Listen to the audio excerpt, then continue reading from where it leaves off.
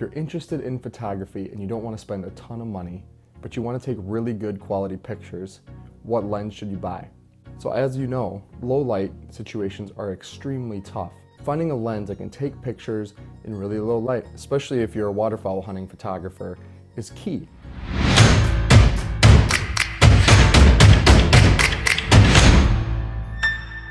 Fowl Photo is really dedicated to helping those who have an interest in getting into hunting photography, or those who are just starting out in hunting photography.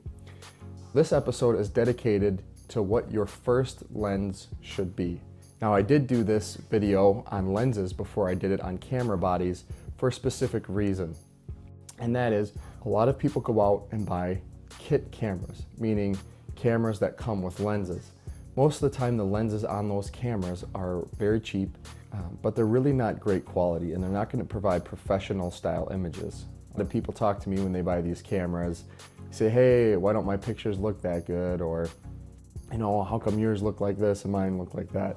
And a lot of times that comes down to simply they're using a kit lens, which just does not have the ability to separate the subject from the background and create that nice blurred background. And that's where the 50mm 1.8 lens comes in.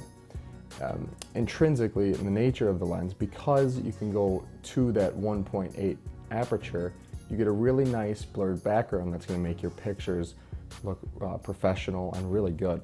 Let's take a look at some pictures that can be taken with the 50mm lens.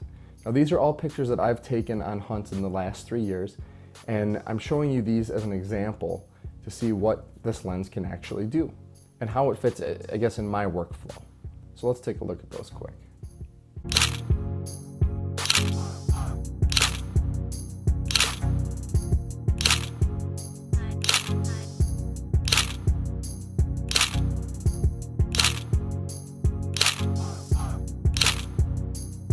Let's talk about the price of this lens. This lens, if you're a Canon shooter, ranges, anywhere from $80 to $130, which really is not bad at all for a lens. Most of my lenses in my kit are anywhere from $800 to $1,500. So to be able to pick up a lens that is only around $100 isn't bad. Now, if you're a Nikon shooter, it's going to be around $130 to $180, and there's other third-party lenses you can buy out there. But to start, a 50mm 1.8 lens, you really can't beat it.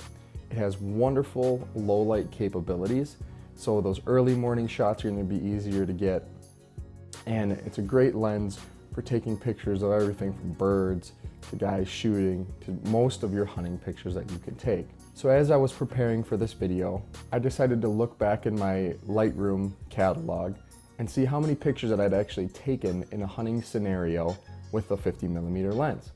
So as I look back, I've taken 9,000 pictures in the last 3 years.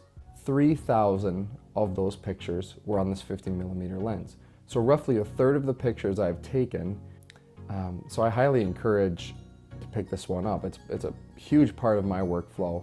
It's cheap. And it's a great way to learn all the aspects, all the technical aspects of taking a good shot. The 50mm, it's a fixed lens, which means there's no zooming function on it. So what you have to do is, if you want to get closer to the subject, you naturally have to walk closer to the subject. And if you want to zoom out, you have to walk away from the subject that you're trying to take a picture of. It does require a little bit more movement.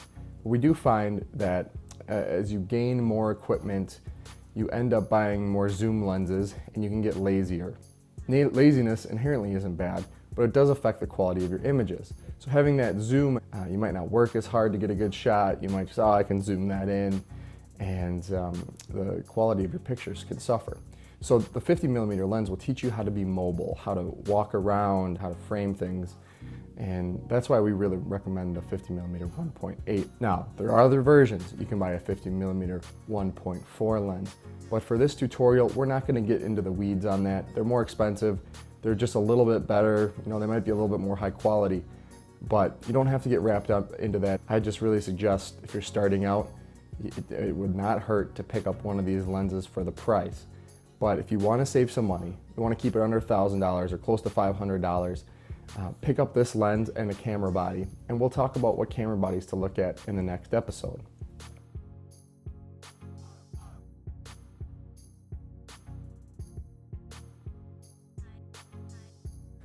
So let's talk about hunting photography today. Some